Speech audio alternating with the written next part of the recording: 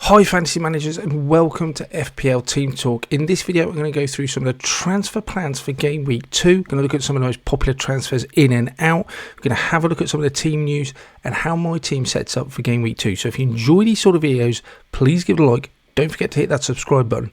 And in the meantime, let's move into it. And I'm going to start off with a player that has been very highly talked about and moved on, and that's Gerard Konsa. He has had a price drop since the start of game week 1. He's gone down from 4.5 to 4.4. I am a Konsa owner, so this definitely affects me hugely. I've kept hold of him. I haven't sort of knee-jerked him out. If you have already moved from him to another 4.5 defender, I absolutely get that, and there's a popular one we'll look at in a second. Fixtures are great, as we know, for Konsa coming up, but it does feel a bit of a nightmare situation to be in. He started the game, he was taken off at half time, and trying to decipher what Slot said about that is that just really first thing he said is, I said we don't have to speak about tactics if we lose so many duels, and that is what we did. Not that Konsa lost every duel, many of us lost too many duels, but I think we needed Konate to win those long balls in the air from their number 9. So he hasn't really targeted Konsa in so much in his words. He has sort of said we've lost too many duels across the park, but then he has pinpointed that they needed to stop the number 9 from winning it. And he's come off at half time, so it's not ideal. I'm not going to keep changing every time a player threatens to go down in price. I have my side set up that I don't need to worry about a £4.5 million defender playing. I'm not relying on it. And not a lot has changed for me. Konate definitely looks like he's the preferred number, 4 or 5 at the back. But you know what? It wouldn't be a huge surprise if Konsa started the next game. But I'm just going to hold him at the moment. He's not a big enough issue for me. I think if you were relying on him, yeah, you're going to have to move him on, because I couldn't risk him relying on him starting the next game. But I'm just a hold for me. He's not going to be frozen out for the rest of the season. Let's just wait and see what happens. Because if he comes in away at Man United, or if Konate picks up an injury whose record is not the best for injuries, then suddenly you've got Forest and Bournemouth at home, and those are just great fixtures to have someone like Konsa in. So for me, I'm not panicking. I'm just going to take that 0.1 hit. There'll be lots of movement in prices throughout the season. Not ideal, but for me, don't panic, just hold. One player that a lot of FPL managers seem to have moved across to, 150,000 by the time of recording, no doubt. People have moved in, is Mazraoui. Probably said that wrong. He looks nailed in that Man United side. It definitely passed the eye test in that first game with a clean sheet, 2 bonus, got 8 points in all, 4.5. It's a nice easy move across from Konsa. His record in Bundesliga, 1 goal, 7 assists, 0.31, which is really decent XGI. Would I expect that in the Premier League? Possibly not. But if he gets anywhere around that, I'll still be pretty happy at that price point. Remember, he came from Bayern, where they're big fish in the Bundesliga. You wouldn't say quite the same in terms of footballing ability at the moment in the Premier League for Man United. Also, the clean sheets just don't look to be there. If I'm relying on attacking returns, there's not enough for me to be able to do that at the moment. Brighton away, I'm not convinced they'll keep a clean sheet there. Liverpool at home is going to be a very difficult game. Southampton away, definitely possibilities. Palace away, could be, but then I am haunted a little bit by that 4-0 result last year. So if I'm just relying on attacking points and goal involvements, I'm not sure I'm going to get many. But yeah, if you need a player to play, Konsa to Mazraoui looks like a decent move. One player that's really popular moving in, nearly 200,000 people have done it already, is Jota. His XG on the first game was pretty much what he got, 0.99, and he got that one return. Played 78 minutes, 8 points altogether, 3 of the next 4 at home. He's only 7.5 million, and he's always been a great option. It's just a case of does he play, and it looks like he has got that front roll down the middle his at the moment. Does worry me that you've still got lots of Gakpo and Darwin. I don't expect Jota to get 90 minutes, but with those 3 home fixtures, you could definitely see him picking up enough points in the time he is on the pitch. In any case, 7.5 is a good price. His XGI is constantly been good. 0.77 last year, the year before 6.5, then 8.7, 0.71. Injury record does worry me a bit, but he has had a good pre-season. So 21 games last year and just 22 the year before. Doesn't fill me with a lot of confidence, but he could if he starts the next 4 games up front, well, he could get a lot of decent points for that. So, fucking hell.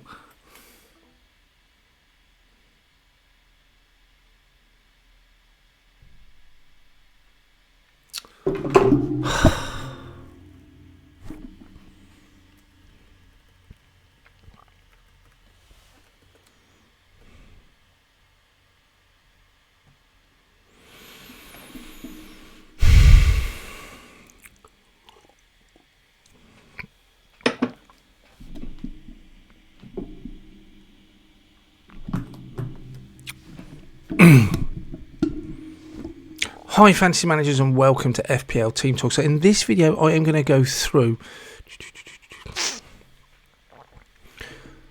Hi fantasy managers and welcome to FPL Team Talk. In this video I'm going to go through my game week 2 transfer plans. I'm going to have a look at some of those players that have been highly transferred in and out, look at whether they're potentially good options or not. Then have a quick review of game week 1, how I'm set up for game week 2, and look at a bit of chip strategy. So if you enjoy these sort of videos, please hit like, don't forget to subscribe, and in the meantime, let's jump into it, and let's just jump straight into Gerald Quansah, because he's a player that's been talked about a lot, and he definitely affects me this game week. I'm a Quansah owner. I took the chance on him, 4.5 million pound weight into that Liverpool defence, and it's kind of backfired a little bit. Let's not sort of monkey around with that. It's not gone well so far. 139,000 people have taken him out the side. He got substituted at half-time against Ipswich, and this is what Slot said about him. He said, first thing is we don't need to speak about tactics if we lose so many duels, and that was what we did. He then went on to say that Quansah lost every duel. Not that Quansah lost every duel. Many of us lost too many duels, but I think we needed Konate to win those long balls in the air from their number 9. So it doesn't feel like he's kind of targeted Quansah, kind of taken the onus away from him a little bit. But at the same time, he's taken off at half-time. That's just not a good thing. And it looks like now Konate has that centre-back role alongside Van Dijk. And it's his kind of to lose. I'm not transferred him out. If you've already made that move, gone to another 4.5, then there's a popular one we'll look at in a minute, then I don't think that's a bad move at all. My side's set up so that I didn't need to worry about a 4.5 defender not playing. The fixtures look great. And also, I just don't want to sort of knee-jerk or change my plans just because of 0.1 price drop. It will be lots of price drops up and down throughout the season. I'm not going to go chasing all of them. I get that it's at the start it does restrict you a little bit more because of much more rigid prices. But for me, who knows what might happen? Would it be a complete shock if he started the game against Brentford? I don't think it would be. And will he be frozen out for the rest of the season? Very unlikely. Konate's injury record is not good either. So for me, I'm just going to hold. It could be that quite feasibly he comes in for Forest and Bournemouth, and those are just two great fixtures if that is the case. So for me, I'm just a hold for now. If you've got rid of him and beaten the price drop, great, that's fine. But my side is set up that I can just live without him. One player that they've brought in roughly the same amount of people transferred in as Quansah's been transferred out is Mazraoui, and I've probably said that wrong. He's come from Bayern Munich. He's gone straight into the Man United side, and he looks pretty nailed at this time, you'd have to say. In terms of his career, he's got 1 goal, 7 assists, 0.31, which is a decent XGI, but that is in the Bundesliga, playing for Bayern Munich, and you wouldn't say Man United perhaps dominate the Premier League the same way they do. 3 fixtures away from home as well, and I don't know where the clean sheets are going to come from. Brighton away, you would expect Brighton to score. Liverpool, you would expect them to score. Possibly Southampton away as a clean sheet. Palace away, kind of tainted by what happened there last year with the 4-0. So then you just rely on attacking returns. I'm not sure they're going to be there. 4.5, I can see what you haven't got a huge wealth of the choices. 8 points in the first game, I can see why people have gone there. And if you're relying on it, I don't hate that move. For me, I'm just holding Quansah. The other player that has been transferred in quite heavily, nearly 200,000, probably going to be over that by the time of this recording, is Diogo Jota, and he has always been a great choice. His XGI over the last 4 seasons, 0.77, 0.65, 0.87, 0.71, really good. And if he's playing up front, it's always been the case for Liverpool, then yeah, he's a great choice and a good price at 7.5. Got the goal in the first game, which is obviously only encouraged people to go on to him. 78 minutes, 3 out of the next 4 games at home. Question always just has to be, with Gakpo and Darwin hanging around, how much longer will he play up front and down the middle? I feel very unlikely he's going to get 90 minutes every week, but he could do enough damage if he continues to start. Injury record concerns me a bit as well. Played 21 games last year, 22 the year before. So it just never seems to have a continuous run in the side.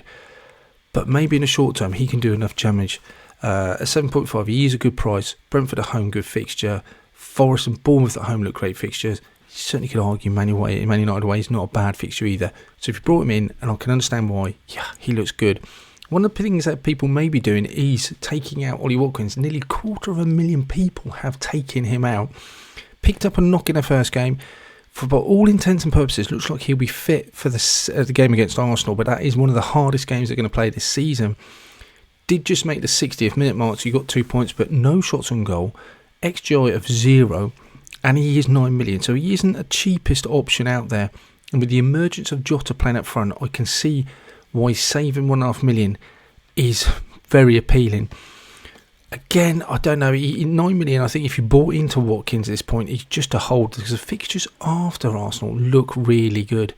And it does feel a bit knee-jerk. If you're going to start just taking a player out because he has one poor game, I think we're going to be chasing those points all season.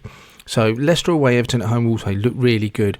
I think if you took him out, possibly want to back him for that Leicester, Everton and Wolves game. But wait for the press conference, see what happens in terms of his injury. If we expect him to be all clear, then yeah, difficult game against Arsenal, but after that, looks really good.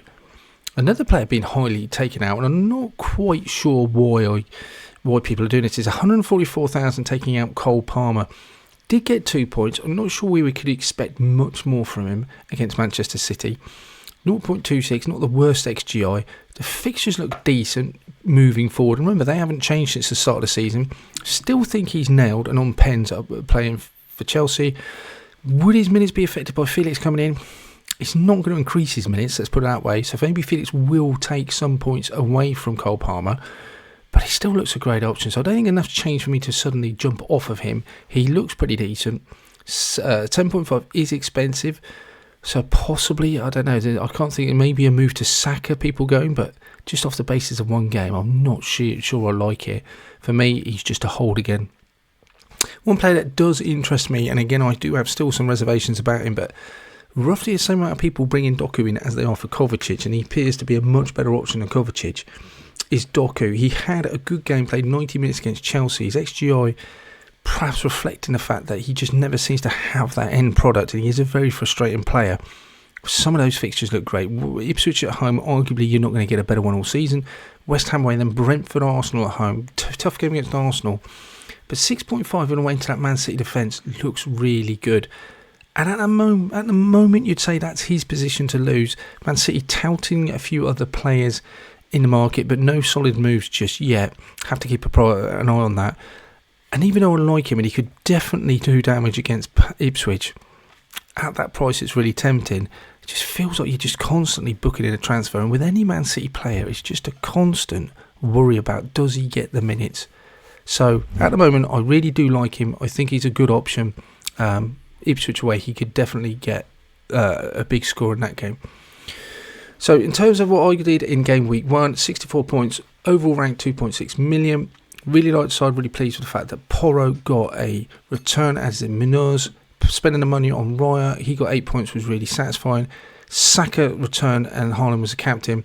Even though I don't own Salah, the fact that I've got Saka and Haaland feels really good, because I don't think many people are going to be able to fit Saka, Haaland and Salah in their side. So Saka kind of sort of offsets anything that Salah gets. It was annoying that we had Vardiol on the bench, but away at Chelsea, I don't think he was ever a realistic move to make. So 2.6 doesn't sound that great, but if I got that every week, you'd end up in a top sort of 10k of FPL. So I'm pretty happy with the way things went. Moving forward, I have had the high price drop with Quansah 0.1. Not going to worry too much about that. The side's got good depth in it, and I'm just not going to knee-jerk into any transfers at the moment, because that's the way it was set up right from the start. And the way the team would set up for game week 2 is I've got a lot of nice green fixtures there. Vardiol comes in. Raya, happy to play him, best defence in the league, even though it's away at Villa. Could be save points potential there as well. And then Saka is playing as well. I don't like the fact that I'm benching Munoz, but the only other player that I think I could potentially move him in for is Nkunku. But I think Nkunku still starts. He got 58 minutes last night in Europe, scored, came off early, so I think he starts at the weekend. And even though his minutes are going to be affected by those other players like Felix coming in, I still think he's decent away at Wolves. I think I'd rather play him. I think the upside is much higher than Munoz. The only other player may be Smith Rowe, because his minutes are building up. But then at home to Leicester, it just seems too good a fixture to target. Captaincy is not really any conversation to have. It would be Haaland. Only choice or decision to make would be triple captain.